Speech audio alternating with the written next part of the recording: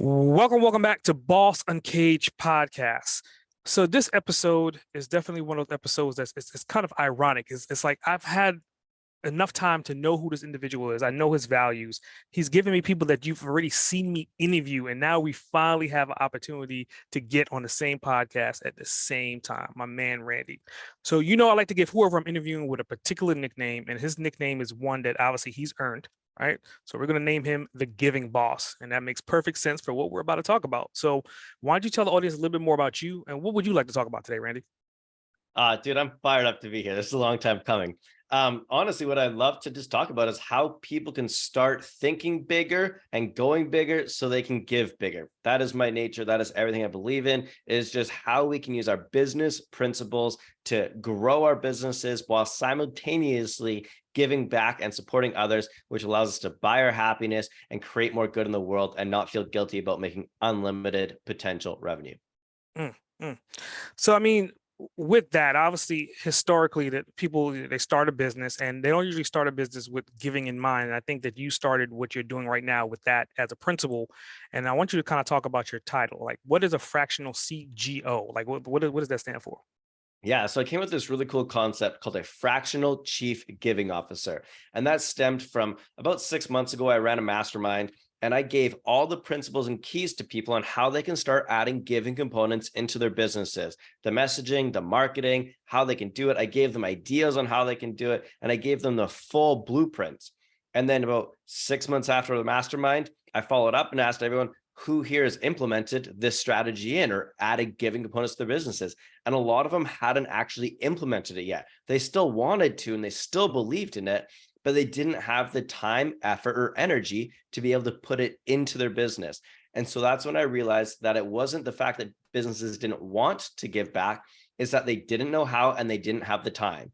So I talked to some of my friends who are fractional COOs or fractional CFOs. And I was like, this is so horrible. Like, how do you guys do it? And they shared a lot of principles.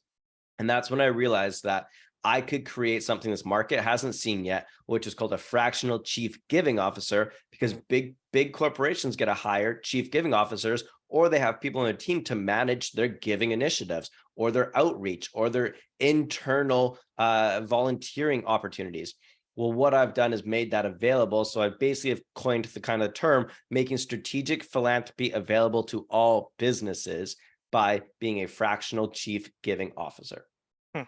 So I think obviously with that, there's multiple different facets, and we're going to dive into that. I think one of the illustrations that I've seen on your social media profile was on one side of the coin, there's capitalism, and the other side, there's philanthropic. So I want you to kind of talk about that. And I think the illustration that I remember seeing, it was kind of set up like the money quadrant, right? So I want you to kind of break down that philosophy and how did you come up with that philosophy and how has that been working for you? Yeah, I got two things that I've loved talking about right now. One of them is a Venn diagram. So it's the easiest one to start with. Think about a Venn diagram. We have two circles. One's capitalism, one's philanthropy. As you start putting them together, the gray area in the middle is what I'm calling the go big to give big zone.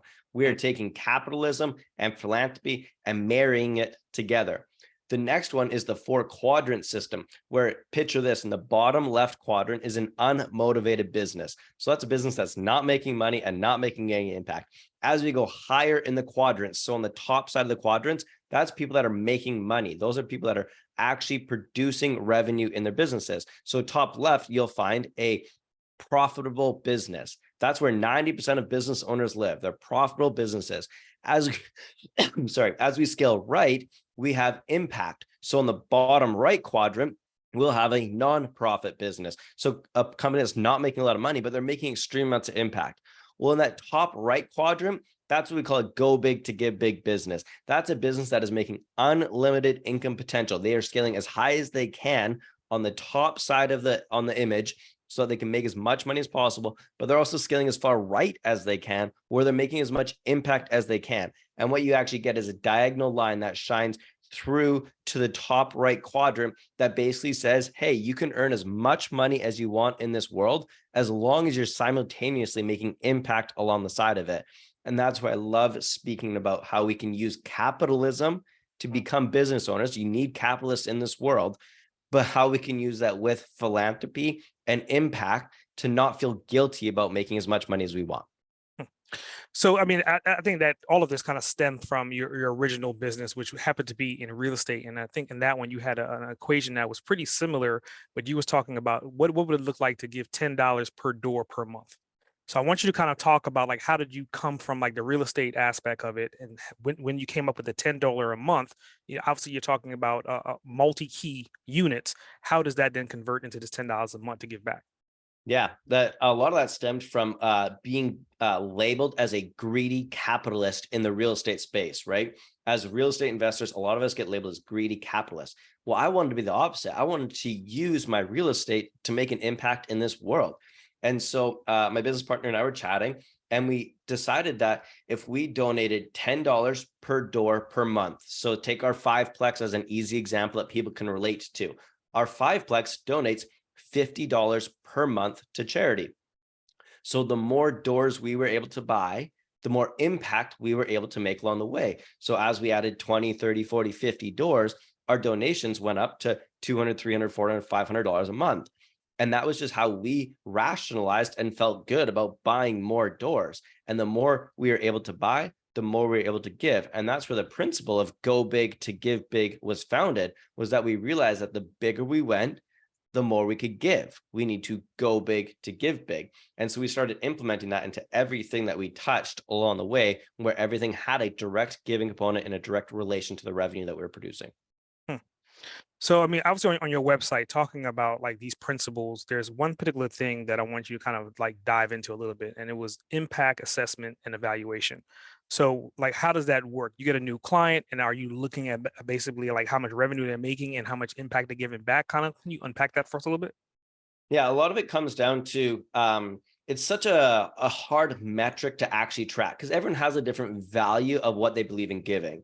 If you were, say, to go out and volunteer, how do you track that as a metric inside your business? If you were to donate 10% of revenue, how does that compare to someone that wants to donate $10 per door per month, where my revenue changes quite a bit depending on my expenses and my incomes and things like that? So it's very hard metric to track. So what we actually do is we go into businesses and we start finding out what impact they actually want to make in this world. And then from there, we start small. One of the biggest problems is so many people believe that they need to have a large scale donation to even start, right? If I'm not donating $1,000, $10,000, or $100,000, what's even the point, right?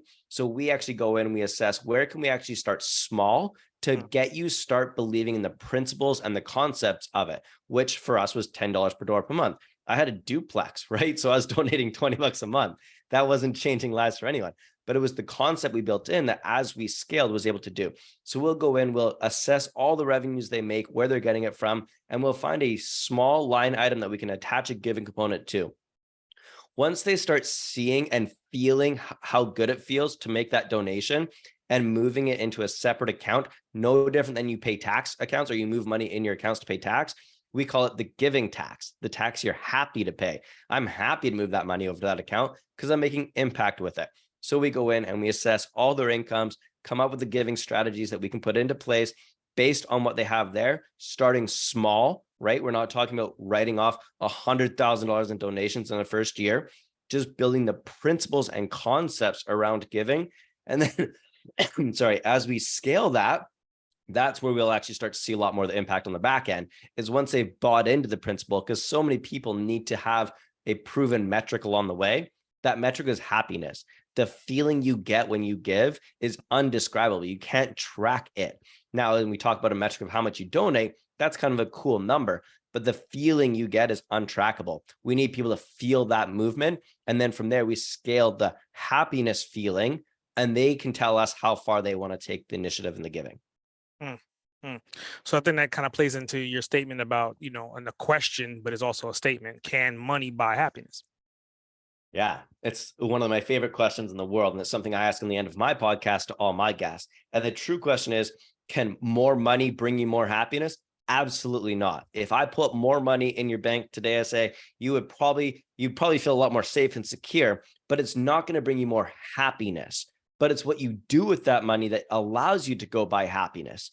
And this story stems from, I went down to my buddy's orphanage in Mexico, where they help sex traffic kids.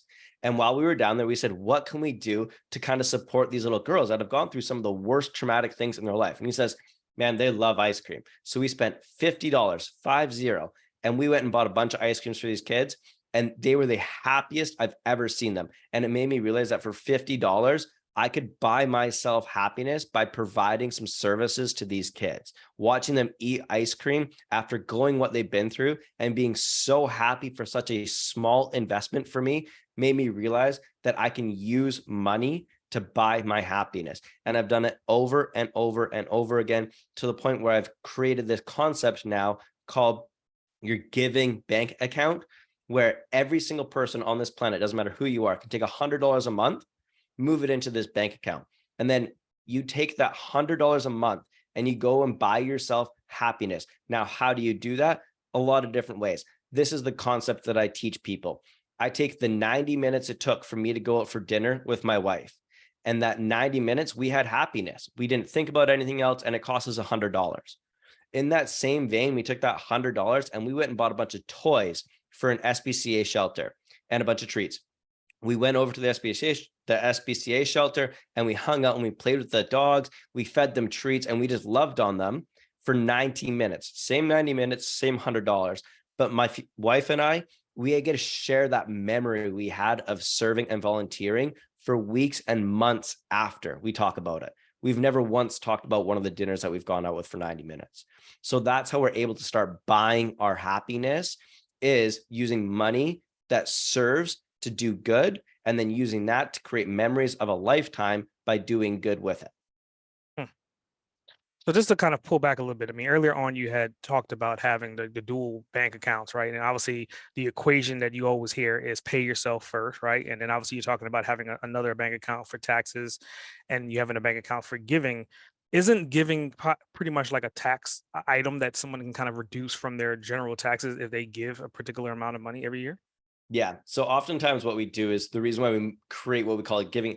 So there was two different concepts there. The happiness bank account was the one that I just talked about, the $100 anyone can do. That can be private, that can be whatever. The giving account for your happiness, or sorry, the giving tax from your business that we moved to. The reason why we created that is because it allows you to track how much you're actually giving for your accountant. So every month you go through, you find out how many products you sell and how much you're going to donate and X, Y, and Z and what it looks like. You move that to a separate bank account. What that allows you to do is that you can make the donation every month, every quarter, 6 months, or at the end of the year. You get to choose where that money goes and who it goes to. And it makes it a very seamless a spot for your accountant to know what is actually being donated to what charities. And you can actually go through and find it easy, so it doesn't get blocked into all your other statements. So we're trying to make it as simple as possible for everyone, because a lot of the reasons why people don't give is because a confused mind makes no decision. So when they try to think about how they want to donate, one of the things they think about is, well, where's my tax write-off going? How much do I get? What does it mean? It doesn't matter.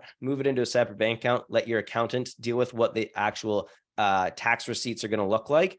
And they will let you know at the end of the year, maybe you need to add to that. Maybe you can do a little bit more. And that's where you can make some of those decisions if you want to increase that at the end of the year to offset your taxes.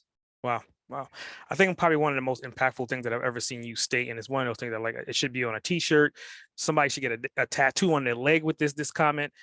Purpose gives brands permission to profit. Like, that is such a profound statement. I want you to kind of unpack that, because I mean, earlier on we were leading up to this, but I really want you, now that like the listener has a little bit more foreground to what we're talking about, like, what does that statement really mean to you? Yeah. That it truly comes down to that stem of capitalism. Like, we need capitalists in this world to survive. You need businesses to run. People need to make money so that they can hire people and grow and scale. But one of the things that I learned is that I wasn't motivated by making more money. What I was motivated by was making more impact. And what this gave me permission to do was to go make as much money as I could in this world, as long as I was doing good with it. So it gives brands permission to make more money if they're going to make more impact along the way, right? Subconsciously, a lot of people have money mindset problems, right? If you're an entrepreneur, you've heard that before, right? You probably have some sort of money mindset problem where you grew up in a scarcity mindset, or people that made money were bad people, things like that. What we're doing is changing that narrative. What if, SA, I gave you permission to double your income next year because you were going to do good with it? And not saying directly proportional, or not saying it's like, hey, if you make an extra $100,000, you need to give that away. But what I'm saying is, what if you made an extra $100,000 and you donated 20 of it next year and you walked away with an extra $80,000? Now you've made more money, but you also donated $20,000 that you weren't going to be able to do this year, right? So think about that. So now you're like, wow, I can actually go donate $20,000 and I'm going to get an extra paycheck on the other side. That's a pretty cool feeling. And now you can feel like you can make an impact. So it gives brands that ability to realize that they need to go make more money as long as they have the impact attached to it and they don't have to feel guilty about the money they're making in the money mindset equation. Mm, mm. I think this is part of the podcast where I think we should time travel back. And I think you and I have so many different commonalities, right? Like we're very passionate about what we do, how we do it. We can talk for days about what we're doing right now. But if you was to take back 20 years or go back 15 years, 30, like just a time frame of going back into, we are probably completely different individuals to a certain extent, right? So I want to kind of talk about your crazier wild side versus like where you are passionate. How did you turn that energy to where it is right now? And it reminds me of this image that was on your Facebook page. And the tagline was something along the lines, broken nose, cracked ribs, and a minor concussion, right? Like, what the hell happened? And again, I want you to kind of talk about those younger days and how that morphed you into where you are. Yeah. I loved sports growing up. Sports were everything to me.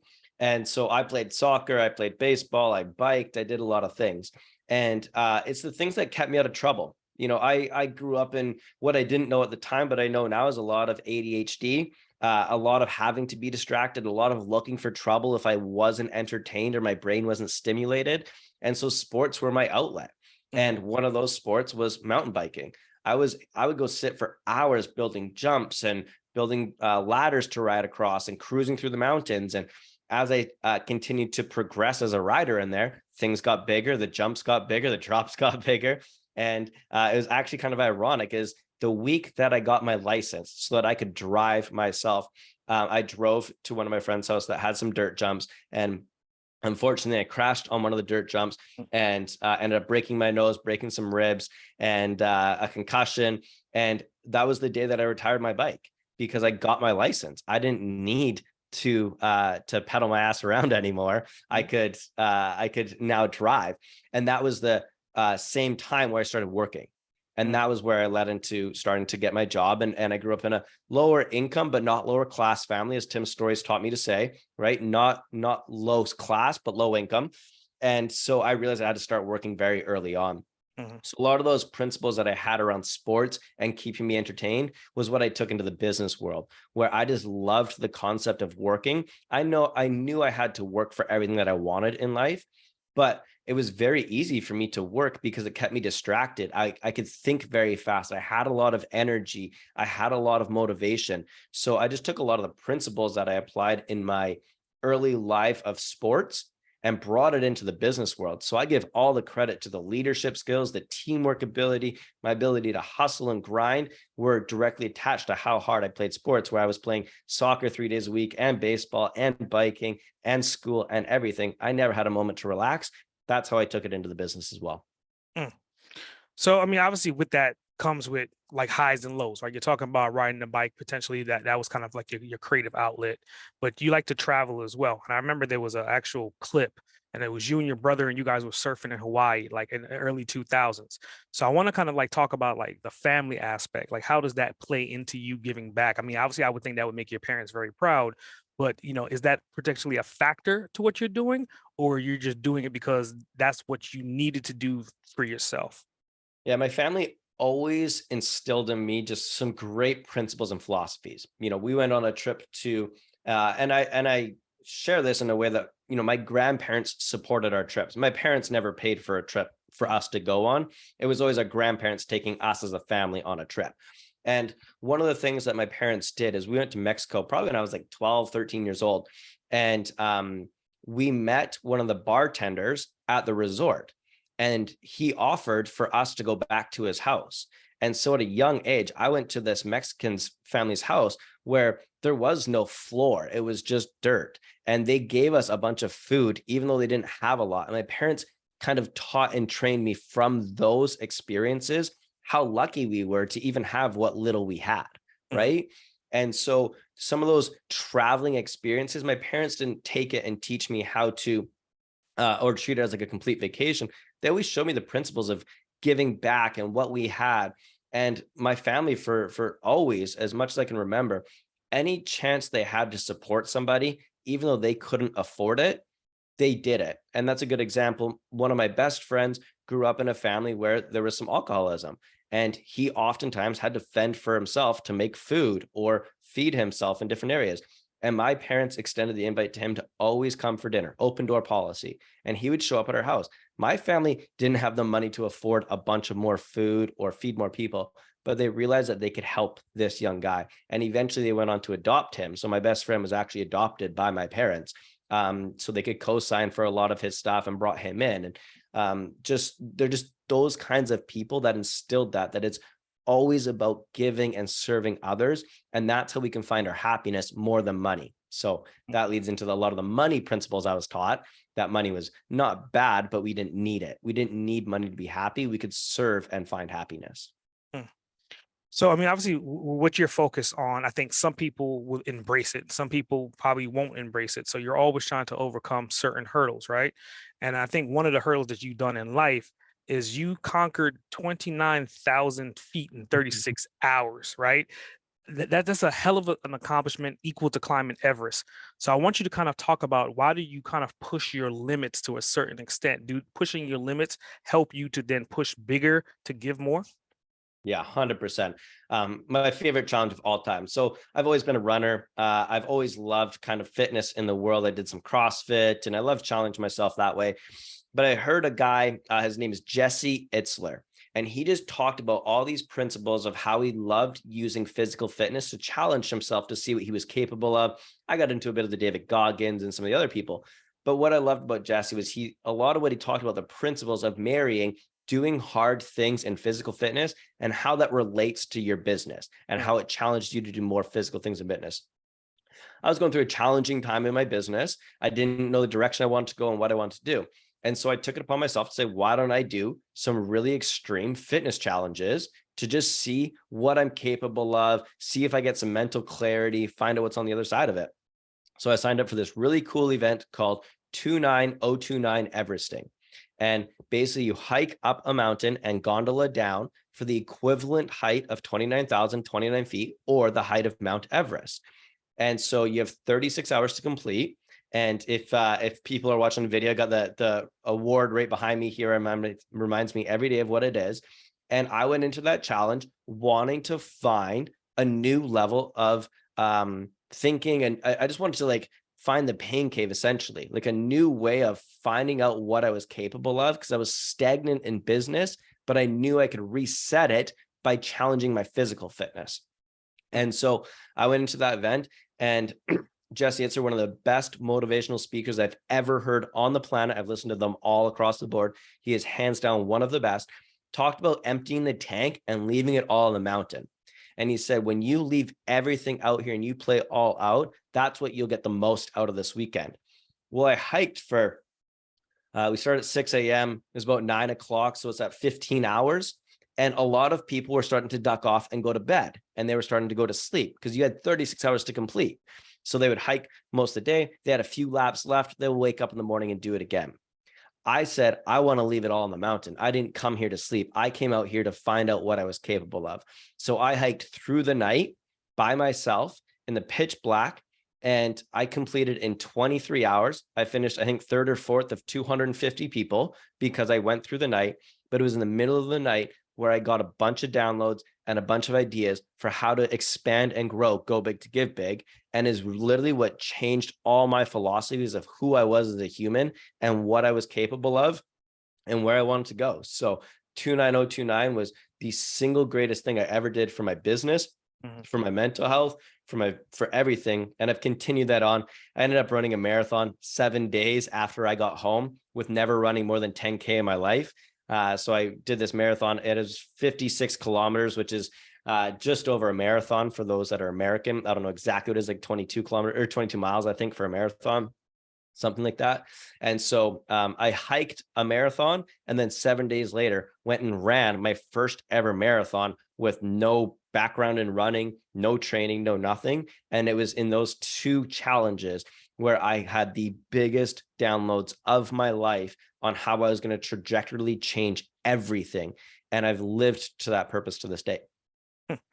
So, I mean, obviously that's more recent times, and obviously there's always a climax in someone's journey and someone's story. And I think for yours, it was kind of like when you got your real seal journeyman ticket to become an electrician. Like, I mean, that has nothing to do with what we talked about, but kind of like that's kind of where you started coming out of school. So I want you to kind of talk about what was the climax or the hurdle or the point of breaking at that point in your life to then switch and then become more into real estate, which led you to where you are right now. Yeah, I was very fortunate to get started in, like I said, working very early, realizing that if I wanted anything, I had to work for it. So at 16, I started becoming an electrician. By the time I was 22, I was a red seal journeyman electrician here in Canada, or a master's electrician, as people might know it. And at 22, I had great leadership skills. I had a great mentor. I was running multi-million-dollar job sites. I was running crews of people. By the time I was 24, 25, I was basically like one of the top leads in the company.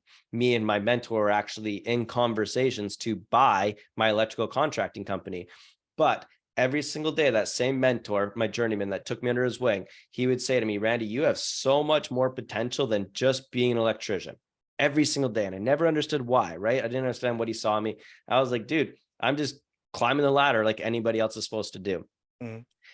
He encouraged me to buy my first house at 25. So I was very lucky. I bought my first house at 25. And he said to me specifically, Randy, in 25 years, you'll have this thing paid off and you'll be able to retire at 50. And I was like, oh, looking at my parents, looking at my life, white picket fence, house, dog, retired at 50. That sounds perfect, right? What everyone dreams of. Unfortunately, 2 weeks after he said that to me, after I bought my house, he passed away in a job site accident. So I went from living on one of the highest of highs to all of a sudden hitting some of the lowest of lows. And he was 42 years old when he passed away. So here was a 42-year-old telling me how excited I should be about retiring at 50 when he didn't even make it to 50. That was where it was. Now there's a turning factor here. I also lost my younger brother when I was 3 years old to sudden infant death.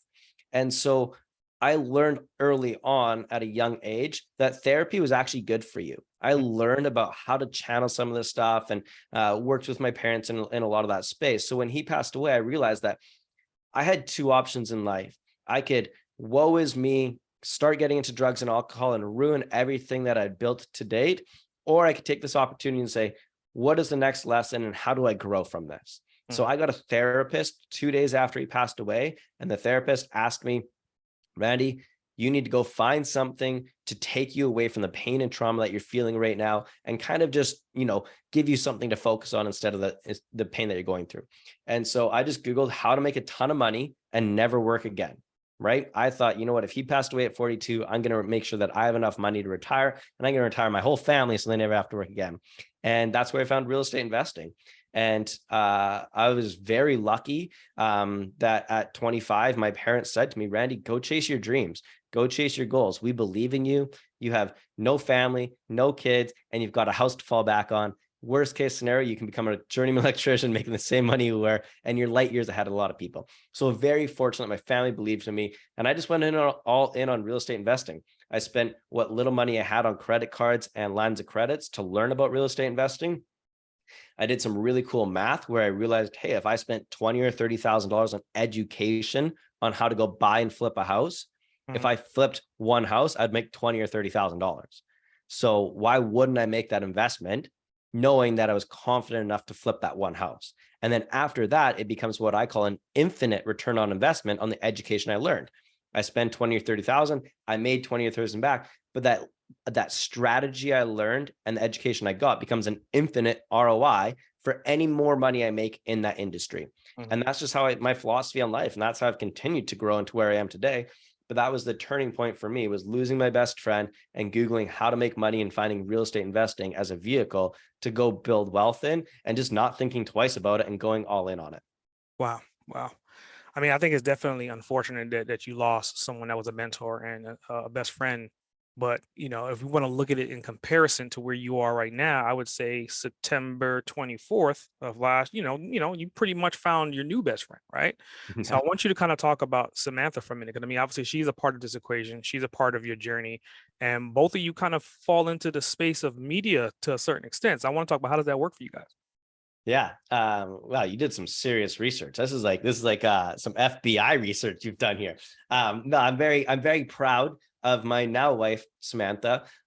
We met and it was very interesting. In the world of business, you get so caught up and that's all you think about, right? You know this, I know this, that it just becomes a part of your life that sometimes you stray away from a lot of things that ground you, things that you forget make you true to who you are. And when I met Samantha, one of the first things she said to me was, "Oh, in a joking way, you're just one of those slumlords." And I was like, whoa, whoa, whoa. Nobody calls me a slumlord. You don't even know me. And what it came down to is that she genuinely didn't really care much about what I did for work or in my business. Mm. She cared more about who I was. And so on our first date, we talked a lot about watching football. I'm a big sports guy and she loves watching football. So we talked a lot about sports. We talked a lot about family. We talked a lot about camping, which was something I hadn't done in a lot of years. And she brought back a lot of warmth to my heart that I had kind of gotten rid of. And so as we continued to spend time together, she really grounded me. I found it safe to go hang out with her. Business was getting hard and challenging, and I just want to go hang out and talk to Samantha because it made me feel so grounded to who I was. And it was after we started dating and we went on our first camping trip. And this was in my vows that I shared with her on our wedding day. Was that it was our first camping trip where I knew that she was like the rock for me. She was that safe grounding space that allowed me to feel so good. So that's the amazing thing that I've loved to learn about my wife now is that she does not really care so much about what I do in business. My number one supporter. She's at every finish line for any race that I do or any crazy thing I decide to do. She believes 100% in what I'm creating, but she won't let me forget what our core values are as a family, which is getting out in nature, going and serving others, being happy, that the business isn't what our core values are about, but it allows us to be more in respective to what we want to create in our lives. Mm. And so we do a lot of camping. We make sure we spend time with our family and we do a lot of those things. So she's been a huge component to getting me back to the person I love and am proud to be. She also is in media. And so she runs a team. The easiest way to say it is when you listen to the radio or the TVs and you hear about the giveaways they're giving away and the products they're doing, they're live on locations and stuff. She manages the whole team for that. So what talent is going to go speak? What products are they giving away? The brand partnerships they put together. And she graciously gives me some advice on Go Big to Give Big and how we're branding. Funny enough that you said this, just today I posted something on Instagram and she sent me a message and was like, "Hey, do you want a little bit of advice on this? Because I think you can do a lot better than what's on there."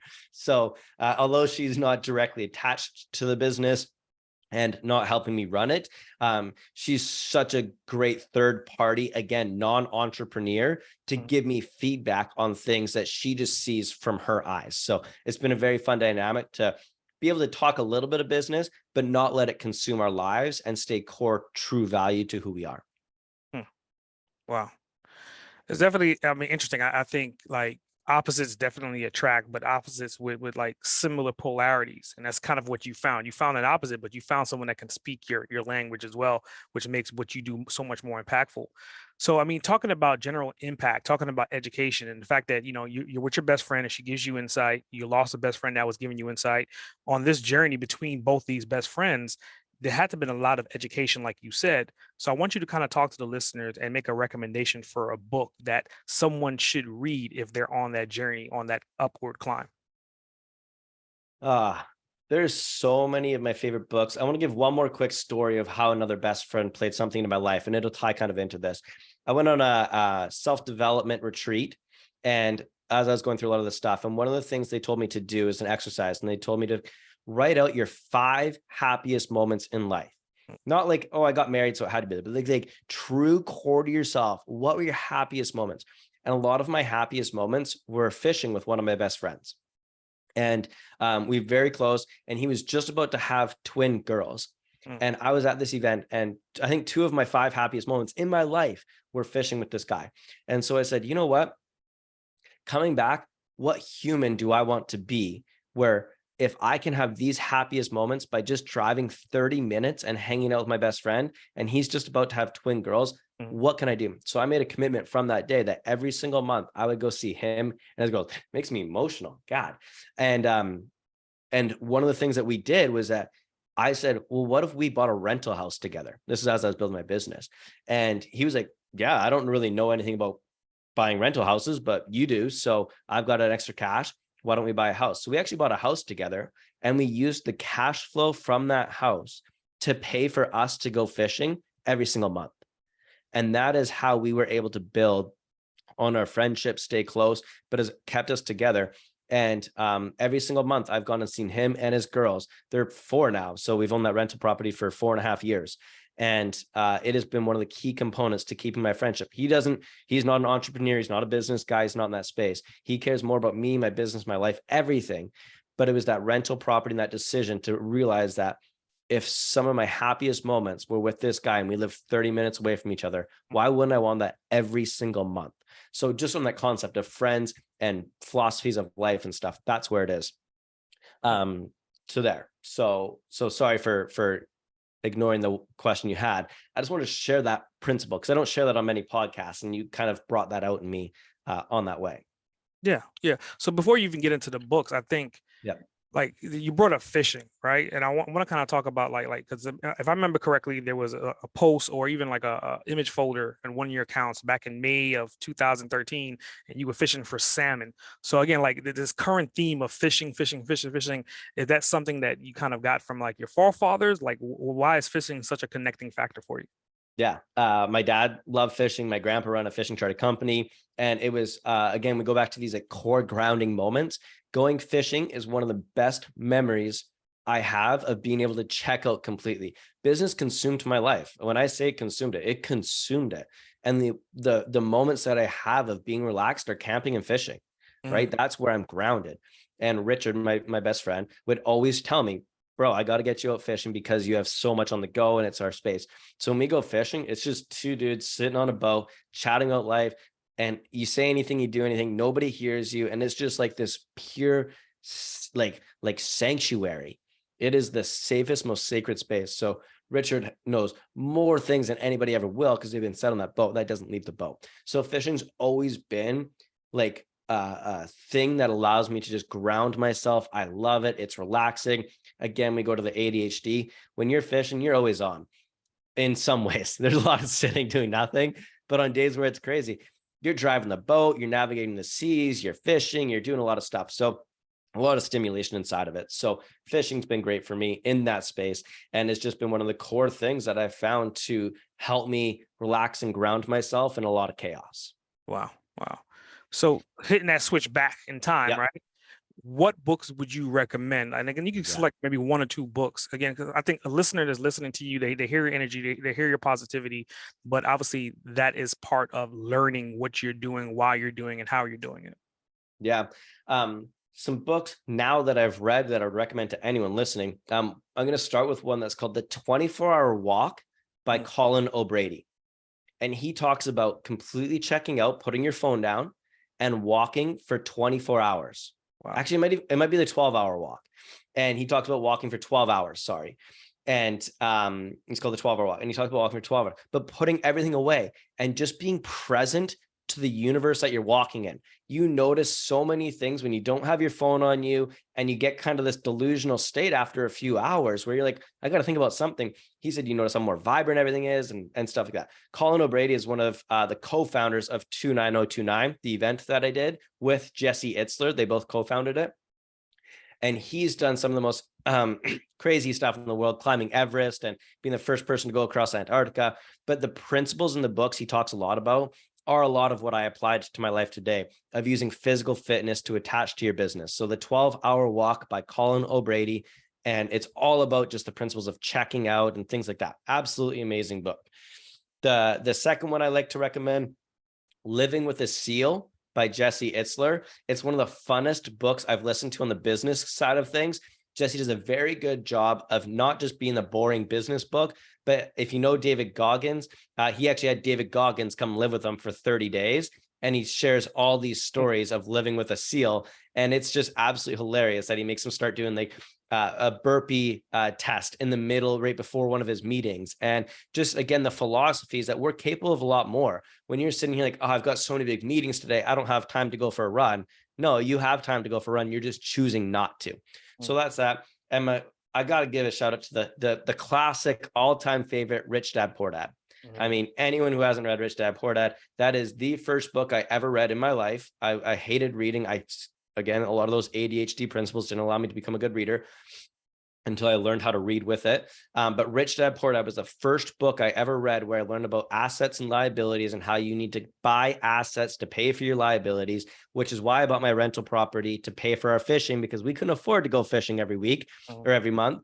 But when we bought that rental property, the cash flow paid for us to go fishing. And all of a sudden we had no excuse not to go because we had the money and we wanted to create the time to make it happen. So Rich Dad Poor Dad by Robert Kiyosaki, got to be one of the all-time classics. Wow. So, I mean, with that, the listeners listening, and again, I think the all-time classic, there's always two sides to a coin, right? I want you to kind of talk about like words of wisdom for someone that's hearing your journey that maybe wants to embark in what you're doing. What tips do you have for them to kind of help them overcome the hurdles that they're going to present? And in that, how do they then give back more in that process? Yeah, one of my favorite things to teach people is just how to bet on themselves. I think so many people in this world are so scared to take risks on themselves. But when you truly know what you're capable of and what your worth is, and you bet on yourself and you believe in yourself, you can do so many things in this world. And I learned that when I bet on myself as an electrician and just became the best there was at it and had these skills. But I learned it exceptionally when I took this risk on becoming a real estate investor. You know, I had my parents, I had my employers, I had my friends. Every single one of them told me that this was a risky idea and that I was crazy to go spend $15,000, $20,000 on a training program. But I knew in my core that I had so much more to give this world, that there was something in me that had a spark.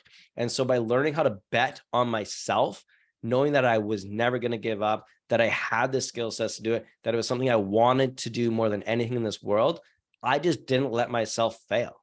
And I think so many people allow doubt to creep in. They don't bet on themselves all in.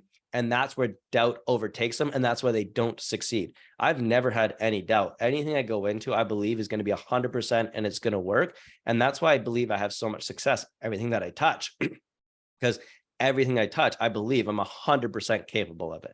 So that's the belief that I want to instill in so many people, or the thing I can give them is like betting on themselves that they actually can and capable of it. And going all in, and all in means no going back. It means that you are in and you believe that you're the best at what you can do and you'll go after it no matter what. Wow. So let's say someone they're in a business and they're hearing you and they're motivated that they want to go bigger to give back more. How do they contact you? Where do you want to send them? Yeah, absolutely. My website is GoBigToGiveBig.com. My social medias are Randy Molland, RandyMolland, or Go Big to Give Big. You can find them anywhere. Anything that says Go Big to Give Big or Randy Molland, I'm the only Go Big to Give Bigger out there, and I'm basically one of the only Randy Molland. So it's very easy to find me. But I truly want people to understand that principle. To leave the audience with this is, if you go and follow my social medias, you'll see everything is about not just, making money, but using it to make an impact and do good in this world. And typically the people I've found that believe in those same core philosophies are genuinely people that want to connect and help you out for no reason. Make introductions. Guys like you and I say, we pass introductions back and forth with no expectations. Some months you might send me more than I send you. Some months I might send you more than you send me. It's not 50-50. It's just doing good in the world. We want to help each other, right? And so I found that people that want to add this philosophy into their business are genuinely just great humans that love connecting. And that's why my network has grown so fast. So if anyone on here believes in that principle, I'll spend the time of day to chat with anybody. I send a lot of Instagram voice memos when people send me messages. answering their questions, supporting them and helping them. I just love connecting with people that have the core value and philosophies of giving back, because if I can teach them business principles to make more money, they're the ones that are going to go do good in the world. And that's how we're going to support the world of nonprofits, so they don't need to raise money anymore. They're just funded by businesses. And why capitalism will actually die, because capitalism to do good will actually take over. Wow. Wow. So, I mean, with that principle about capitalism dying and doing good taking over, if you had an opportunity, right, to spend 24 hours with anyone, and this person could be someone that you've met, never met, someone that died before you even were in existence, someone that you pretty much look up to, who would that person be and why? Yeah. It changes quite often, frequently. I go through a lot of who inspires me and who doesn't inspire me. At this point in my life today, it's a no-brainer that I'd have to go with Jesse Itzler. That man he is building something I've never seen before by marrying business, by marrying athletes, by creating the best community of humans you've ever seen. And he's the best keynote speaker. I've watched his same keynote probably in person 4 or 5 times, online a dozen times. And just the philosophies that guy lives by are how I want to live my life to a T. So I got to say Jesse Itzler right now is the guy. And I've been fortunate enough to spend some time with him and chat with him and stuff. So to get 24 hours alone with him, he would be able to take Go Big to Give Big and scale it, grow it, do some amazing things, but also give me the core values and principles of life that I want to do while I scale it and grow it. So, I mean, with that, I mean, obviously you had dozens of achievements, right? You overcame a lot throughout your life. If you can select which will be the primary, largest, the most significant achievement to you to date? There's a lot, and a lot all have the same things to me. I'm going to give you 2 if I can. One of them is the Go Big to Give Big principle. I think that's going to become a global movement, which is going to change a lot of the way businesses operate and business is done. I think we're just on the verge of seeing this come as a trend. So Go Big to Give Big, coming up with that principle, I think is one of my favorite accomplishments. Understanding that the bigger we went, the more we can give. We need to go big to give big. I'll never forget the moment that I came up with that word, because that was like, it hit me and it was like, boom, that's it. The second one is honestly just the influence I've had on my friends and family. To take real estate investing, convince one of my friends to buy a rental property with me that we've now made hundreds of thousands of dollars in equity in. We've made, tens of thousands of dollars in cash flow, which we've used to fund our lives. He's now gone on to buy another rental property with his dad and helped basically fund his retirement. At 30 years old, he's basically financially free at mid-30s, and he just works Monday to Friday, 9 to 5. He's not an entrepreneur. That's moments like that. And my parents, helping them sell their house, pull the equity out, invest in real estate, start making cash flow, and start building their retirement differently than they've been able to do before, is another one of my favorite accomplishments, because they would have never gotten out of the rat race, and they would have to work until they're 70 or later to get to retirement. At their ages of 55, I was able to start helping them recognize that they weren't going to be able to retire and start living a different life. And it came from a lot of work, 6 years of grinding them. But finally, they're investing in real estate and building their own retirement, which is going to help them speed up their retirement and live a lot more comfortably. So that's another accomplishment that I'm very, very proud of, is not just how much money I'm making, but the people around me that I'm influencing to do the same things with. Wow. Wow. I think this is definitely a powerful episode. And the way I like to close out my episodes generally is, first of all, thanking you for being here, but also giving you opportunity, because you're a fellow podcaster, to host my podcast. So Uncaged is now your show. I'm now your guest. Do you have any questions that you would like to ask me? I would love to ask you the question that I end all my podcasts with. SA, I got to ask you, man, do you believe that money can buy you happiness? I think, to your point, I think money can help you orchestrate what happiness, whatever that is to you. So I think the simplest answer is yes, but it's based upon what you do with the money. Absolutely. I got one more question for you then, because that one was set up because I framed it for you earlier. Mhm. This one, you've maybe listened to my show and heard it, but if you had to choose between donating $1 million, a cold hard check for $1 million, or spending a week physically helping others, what would you choose to do? Donate the $1 million. Yeah. Why? Because I mean, like, that money, that $1 million can go way more. And I can put it like this. If you're saying I'm donating 24 hours of my personal time, with that $1 million, I could donate 24 hours of dozens of people's personal time, right? So I can execute way more with that capital than I can do as an individual. Beautiful answer, man. I love it. And that question's probably 50-50 on people. Some people just want to serve and help. Other people see the value of donating the $1 million because it can go exponentially further. So those Yeah. are some great answers, bro. And I appreciate you answering them. Well, again, I think I appreciate you being here today. And I think if nothing else, if the listener, if you're thinking about something, and I kind of think that I believe in as well too, if you're thinking too small, it's evident that you're thinking too small because you're not to where you want to be. So you're going to have to essentially think a lot bigger than what you're doing right now. And part of thinking bigger is being able to figure out how do you give back more. Absolutely. Great. With that, S.A. Grant, over and out.